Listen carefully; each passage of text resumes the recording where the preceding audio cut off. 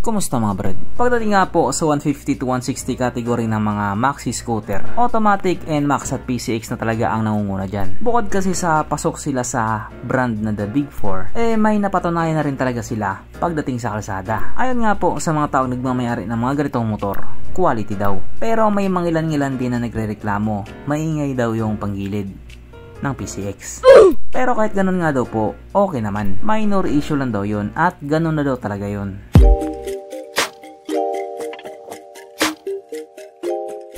Pero syempre bago tayo magpatuloy, kung bago ka pa lamang napadpad dito sa aking walang kwentang channel, huwag ka nang mag-subscribe.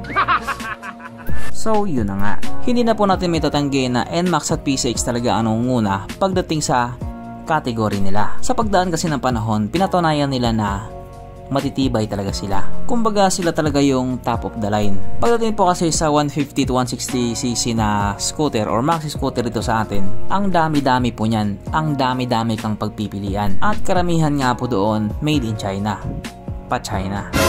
Kung ikukumpara din kasi yung presyo ng mga Japanese brand na maxi scooter doon sa Chinese brand na maxi scooter, di hamak na mas mura talaga yung made in China. Sa katunayan, sa sobrang mura, pati ikaw mapapamura. Ayon nga po sa iba, sayang daw pera. Pero syempre magkaiba naman tayo ng pananaw pagdating dyan. Hindi naman kasi lahat ng tao kayang ma-afford or kayang maka-afford ng Japanese brand. At ang katotohanan nga po na karamihan sa atin, minimum wage earner lang. Tapos pataas pa ng pataas yung mga bilihin sa panahon ngayon. Yung sweldo lang ang hindi. Ang pangarap mo ay pangarap ko.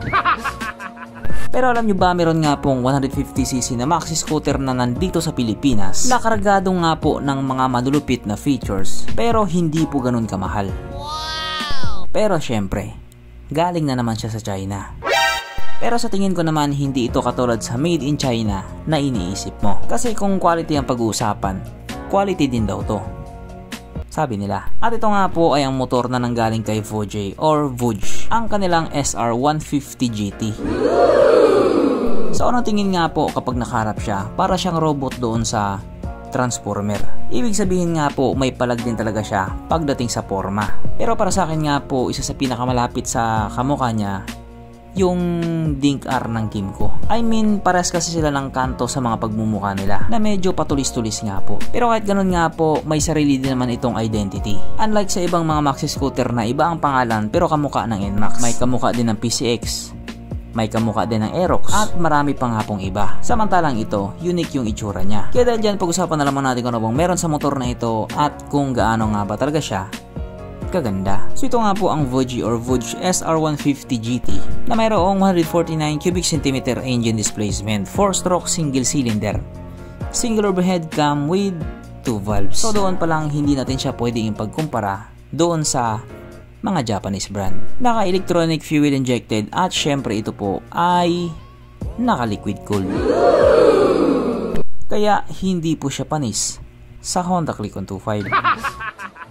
Ang kanyang compression ratio 10.6:1. Pagdating naman po sa kanyang power, ito po ay mayroong 15 horsepower at 8,500 RPM, 14 Nm of torque at 6,500 RPM. Na ayon nga po sa mga taong nakagamit sa motor na ito daw po ay kayang tumakbo sa bilis ng 110 km/h. So hindi na po natin pwedeng questionin yun. Pinoy na po nakasampa doon. Ang kanyang tangkay ay kaya magkarga ng 8 liters fuel ng capacity na kumukonsumo naman na po ng 55 kilometers per liter. So para nga po sa isang 150cc na maxi scooter na kumukonsumo ng ganon, matipid po yun. Kung sa bagay, naka 2 valves lang siya. Ang sukat na kanyang gulong 110/70/14 sa harap at 130/70/30 naman sa likuran. Syempre pares nga po itong naka tubeless at nagagandahan din po ako sa design ng mags niya. Pagdating naman po sa kanyang braking system, ito po ay naka disc brake sa harap at disc brake din po sa likuran. At ang malupit nga po dito, parehas po itong may ABS. Pero hindi naman po ibig sabihin nun ligtas ka na. Siguro kung hindi sila tanga at hindi ka rin tanga, pwede pa, ligtas ka. Ang kanyang seat height ay mitaas sa 775mm at 140mm naman ang kanyang ground clearance. At ang motor nga po na ito ay may kabuuang bigat na 135 kg. So para nga po sa isang 150cc na maxi scooter, sakto lang din yung bigat niya. Mapunta naman po tayo sa iba pa niya mga features. So ang ilaw nga po sa motor na ito, naka full LED na po. Katulad nga na sinabi ko kanina, kapag nakaharap siya, Para siyang robot doon sa Transformer. Kamukha niya yung kalaban ni Optimum Prime. Ang kanyang gauge panel ito po ay naka full digital. Syempre dahil ito nga po ay bagong motor, naka-keyless po siya, na basic na nga lang po pagdating sa mga motor na made in China. At isa nga din po sa pangmalakasang feature na nilagay nila dito sa motor na ito, meron po siyang TCS or Traction Control System, na just in case nga po dumaan kasi sa kurbada at madulas na kalsada, kusa nga pong mag-adjust yung gulong mo sa likuran para hindi ka sumemplang. Semplang pa din yan. At present nga din po sa motor na ito ang walang kamatayang ISS or Idling Stop System. So sa 72,000 pagkakataon nga po, uulitin ko na naman to. Ito nga po yung mekanismo na kapag nakahinto ka sa isang traffic light at hindi mo pinihit yung silinyador sa loob ng 3 or 5 segundo, kusa nga pong mamatay ang makina sa motor mo. At pihitin mo lamang din siya pabalik, kusa na rin siya aandar. At present nga din po sa motor na ito ang kanyang USB charging port, na para kahit saan ka nga po magpunta hindi ka na mangangamba na baka malowbat yung cellphone mo, kasi nga manonood ka pa ng Pornhub.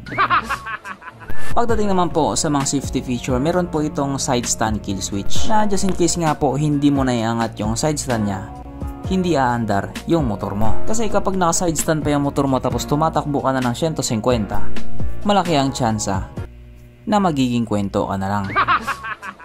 Pero dito, kahit kailan hindi magiging kwento to, sapagkat nandito na nga po tayo sa exciting na part, ang kanyang mga suspension. So sa harapang bahagi nga po ito ay ginamitan ng telescopic fork, at sa likuran naman ito po ay gumagamit ng dual shock absorber, na ayon nga po sa mga taong nakagamit sa motor na ito, maganda ang bounce.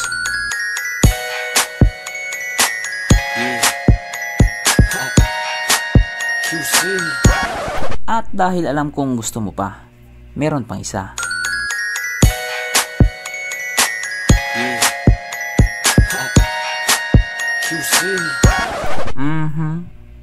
Panigurado, wala na namang nalungkot.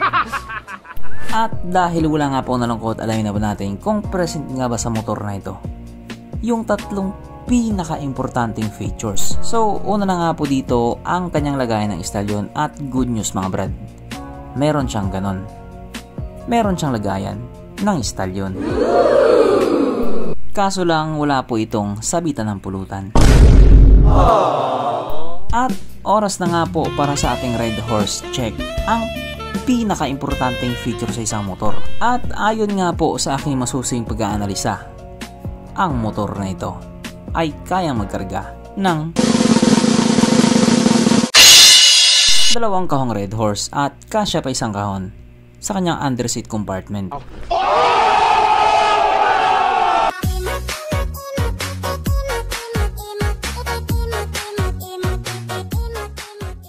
So therefore, ang motor na ito ay talagang recommended.